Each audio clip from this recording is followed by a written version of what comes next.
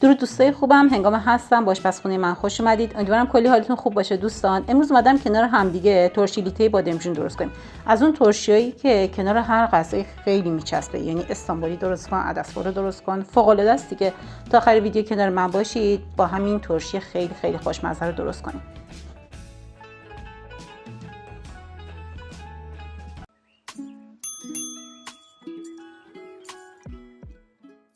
برای درست کردن ترشی لیته بادمجونمون نیاز داریم به 1 کیلو بادمجون.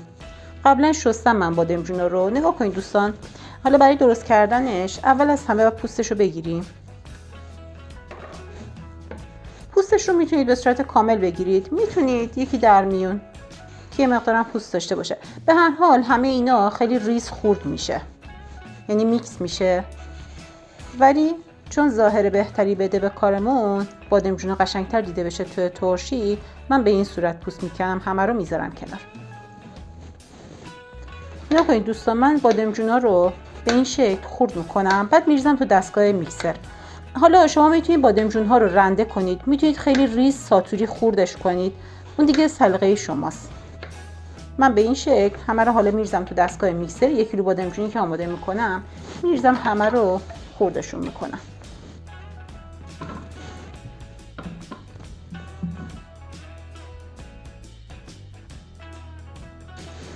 نگاه کنید دوستان، من اینجا خورد کردم همه رو، میبینید به این حالت میکس شد. من یه ذره هم که دونه درشت توش میمونه اونا رو جدا میکنم، با سریای بعد میریزمش تو دستگاه، همه رو اینجوری خوردشون میکنم دستگاه، میریزمشون توی یه قابلمه.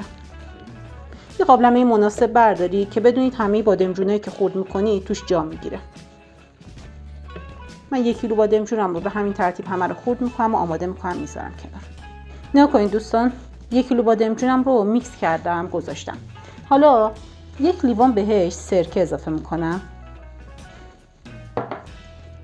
1 لیوان آب سرد معمولی، 1 قاشق غذاخوری نمک، 1 قاشق چایخوری زردچوبه. یه همش بزنید، بعد میذارمش روی اجاق رو حرارت ملایم، اجازه میدم کامل بپزه و آبش تبخیر بشه. بعد که من پخته شده این رو بهتون نشون میدم. خب دوستان، تا بادمجونا بخواد بپزه 3 تا خیار لازم داریم. اینا رو هم پوستشون رو میگیرم و آماده میکنم.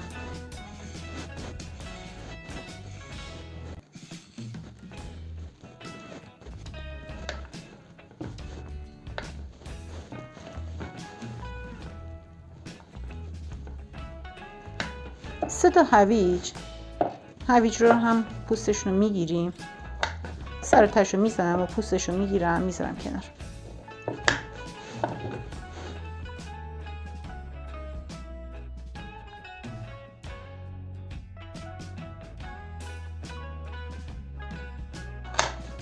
حالا هویج و خیارایی هم که آماده کردم خورد میکنم و میکس میکنم، جدا جدا میکسشون میکنم.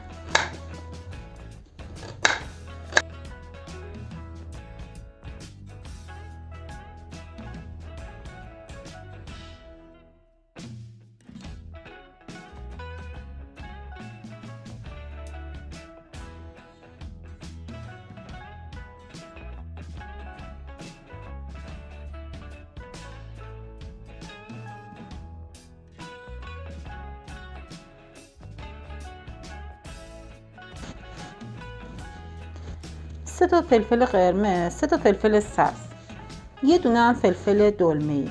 همه اینا رو الان من خوردشون میکنم و میریزم تو دستگاه میکسر. بعد دوستان به من گفتن که این فلفلا وقتی که داشتم خرید میکردم به اسم فلفل تند و این فلفل شیرین هستش. نگاه کنید، بعد مساوی فلفل شیرین و فلفل تند استفاده کنید داخلش.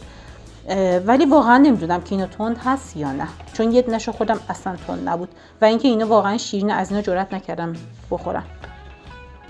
اینا رو هم داخلش دونه هاشو در میارم من، بعد همه رو میریزم تو دستگاه میکسر خوردش میکنم. اصلا دونه نداره، خدا رو شکر.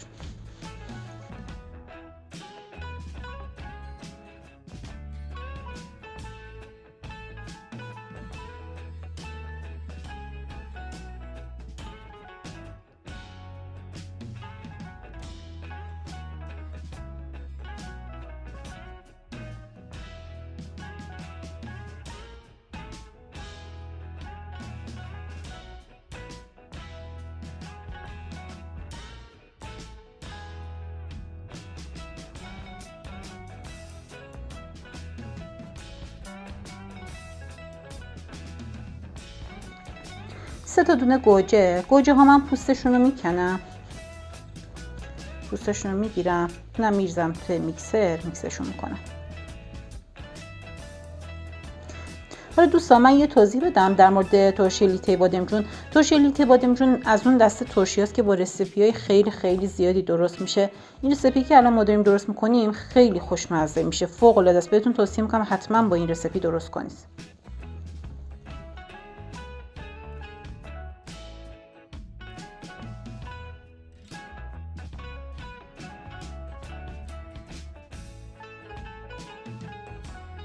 حالا توی این مرحله نگاه کنید، قبل از اینکه بخوام گوجه ها میکس کنم بهش سیر اضافه میکنم. سیر تازه گرفتم من از بازار، ولی چون سیر تازه طعمش خیلی ملایمه من 4 تا حبه درشت سیر خشکم استفاده میکنم. نگاه میندازم روی گوجه ها. حالا سیر تازه من پوستشون رو جدا میکنم.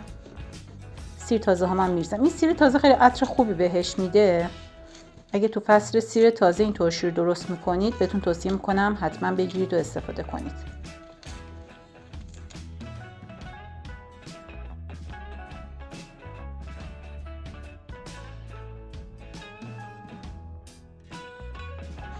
خب نگاه کنید دوستان، من اندازه 2 تا مشت سبزی تازه دارم، نعنا و مرزه. خب من از به صورت تازه دارم استفاده میکنم. اگه به صورت تازه دم دستتون نبود میتونید به صورت خشک استفاده کنید. یه قاشق غذاخوری نعنا، یه قاشق غذاخوری هم میتونید از مرزه استفاده کنید. اینجا هم بهتون بگم بچه ما مرزه نداریم. بازم مثل قضیه گیشنیز میمونه توی ترکیه. مرزه کلا یه هفته 2 هفته است که از شانس من امروز بود، یعنی تو اون فصل بهار تو فصل مرزه هستش، به خاطر من گرفتم. امروزم انقدر نعنا و مرزه پاک کردم کل دستم سیاه شد. حالا اینا رو همه رو میریزم تو دستگاه میکسرم، همراه گوجه و سیر همشون رو با هم میکس میکنم.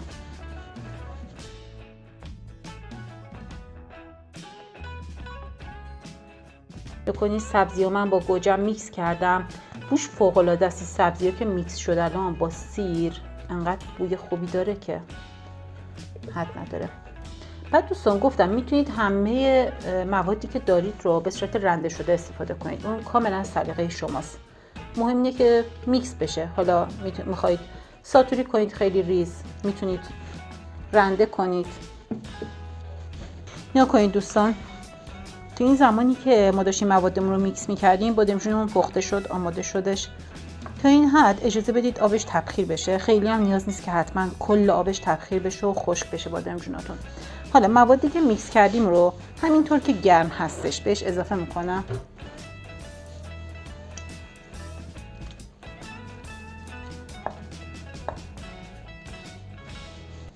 خیلی آروم شروع کنید همه این مواد رو هم زدن با هم دیگه.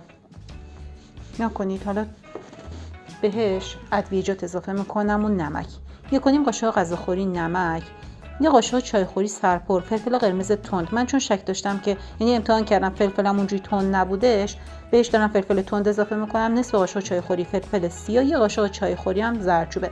ولی تو اضافه کردن فلفل تندتون خیلی دقت کنید. اگه فلفلایی که دارید استفاده میکنید مثل برای من نیست و فروشنده راست گفته که تنده، نیاز نیست که فلفل تند زیاد اضافه کنید، اون دیگه بسته به ذائقه شماست. بعد روی این حالا اندازه 1 لیوان هم سرکه اضافه میکنیم در حدی که مواد رو آبکی کنه. اصلا نباید سرکش زیاد باشه این ترشی. نکنید در حد 1 لیوان، نصف لیوان، طوری که یکم شلترش کنه مواد رو.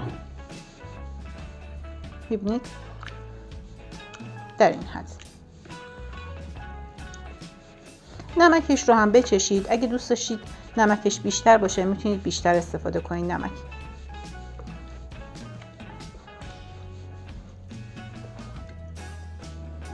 حالا دیگه ترشی لیته‌هایی که آماده کردیم رو میریزیمشون تو شیشه، درشون هم میبندیم، میذاریم توی یخچال.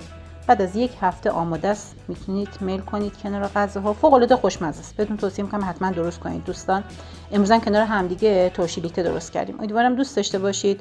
این ترشی رو با دوستای خودتون به اشتراک بذارید که اونا هم درست کنن، از طعم بی‌نظیرش لذت ببرن. اسم من هنگامه است. سابسکرایب به کانالم یادتون نره. کلی دوستتون دارم و ویدیوی بعد همدیگه رو میبینیم.